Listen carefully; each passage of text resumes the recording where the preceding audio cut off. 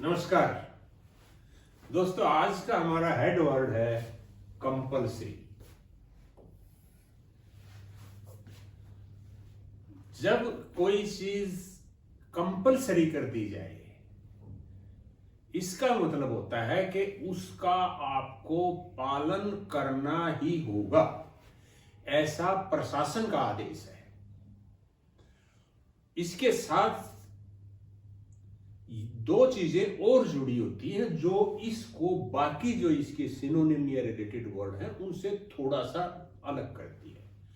वो है कि जैसा कि सबसे ही जाहिर है, इसमें कंपल्सन होता है, यानी आपको मजबूर किया जाएगा वो करने के लिए, और नहीं करेंगे तो दंड का भी प्रावधान होता है। एक तो जबरन करवाया जाएगा, नहीं करेंगे तो दंड का प्रावधान है। ये उस केस में होता है जब कुछ करना आपके लिए कंपल्सरी हो। जैसे मैं एक उदाहरण देता हूं आपको। आप मान लिया अपनी गाड़ी से कहीं जा रहे हैं, रास्ते में रोक दिया गया है ट्रैफिक को कि आपने इस तरफ इस रोड पे नहीं जाना है, और आपका घर बिल्कुल पास में है। इस तरफ मुड़े तो आप जाना चाहते हैं, लेकिन वो आपको जाने नहीं देंगे। ट्रैफिक वाला बिल्कुल अड़के खड़ा हो जाएगा, आपको मजबूर करेगा कि आप उसके अलग कोई रास्ता लें। अगर आप फिर भी जाते हैं तो आपको पकड़ लेगा, वो वहीं पर गाड़ी को खड़ी कर देगा, हो सकता है जब्त भी कर ले, जैसा कि आदेश होगा कि ना करने पर क्या किया जाएगा, हो सकता है फाइन लगाए।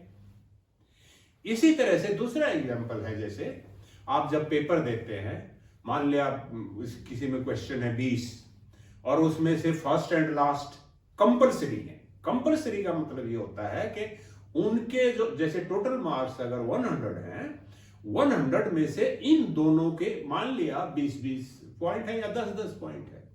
अगर आप इनको नहीं करते हैं, मान लिया 10-10 पॉइंट है 100 में से, अगर आप इनको नहीं करते हैं तो आपको जो मार्क्स मिलेंगे वो बाकी 80 में से ही मिलेंगे, इनका कुछ नहीं मिलेगा।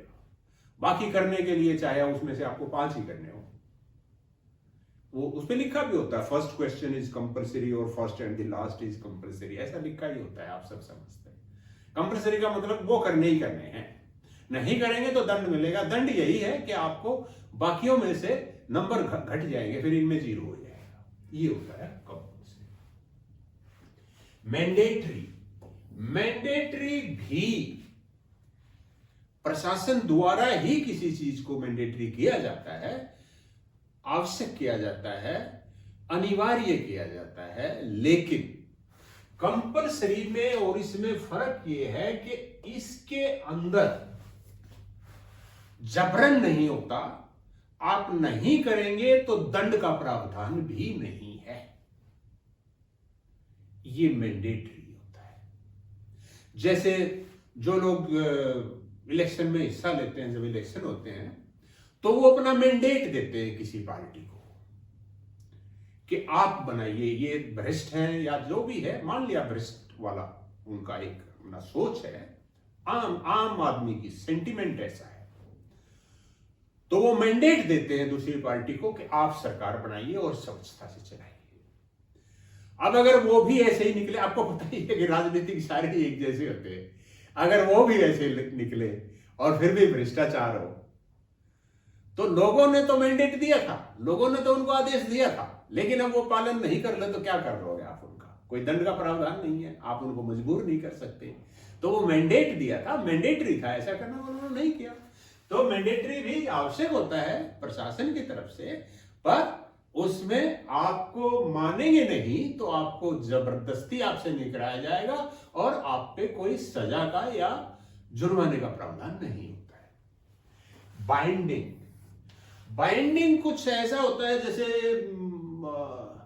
जब आर्बिट्रेशन हो जाए, जैसे मान लिया आपने देखा होगा, अगर आपने लीगल टर्म्स साइन किए हैं, कभी एग्रीमेंट को पढ़ा है, करते ही हैं आप, उसमें लिखा होता है कि in case of any dispute, decision of this and this authority will be binding on both the parties.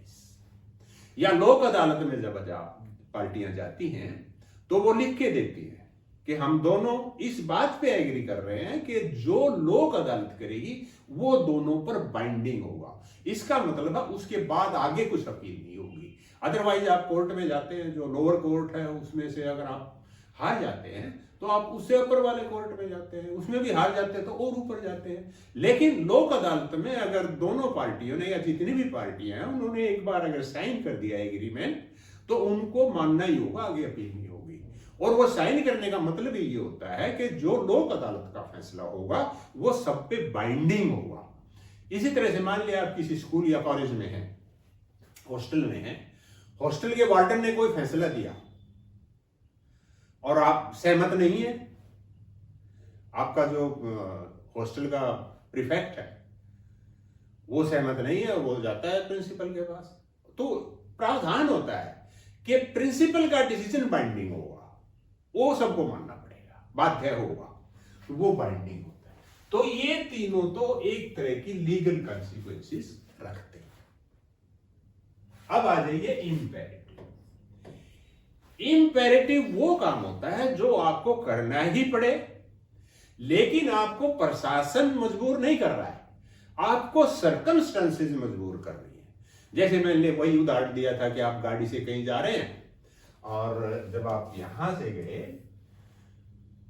यहां इस पॉइंट पे पहुंचे और आपका घर मान लिया यहां है,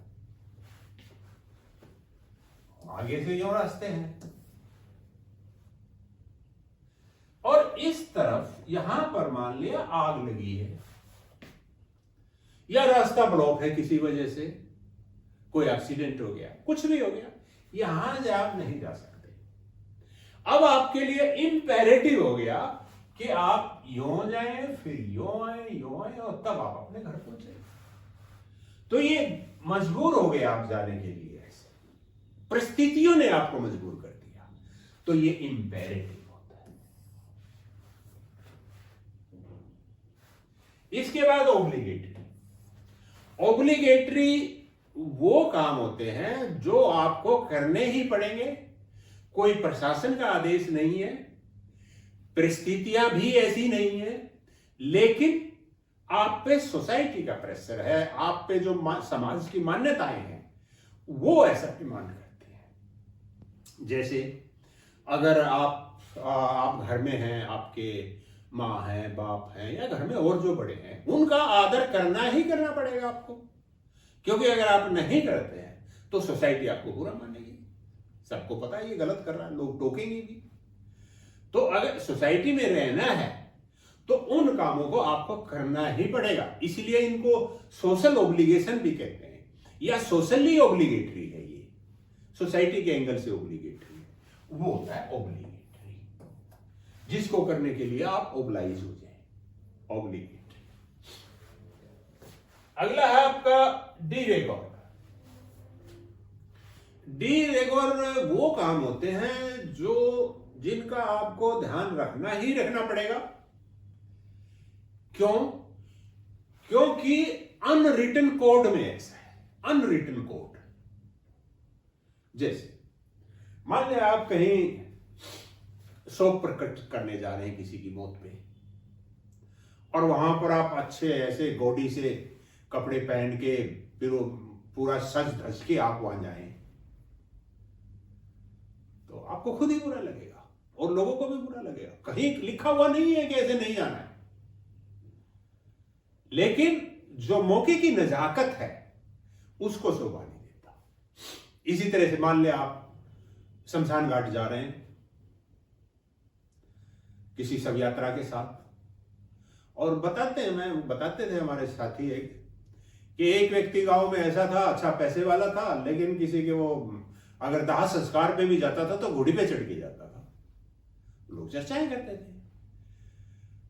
तो डी रेगोर वो मान्यताएं होती हैं या वो एक्शन होते हैं जो हमें करने पड़ते हैं because of this unwritten code, वो डी रेगोर।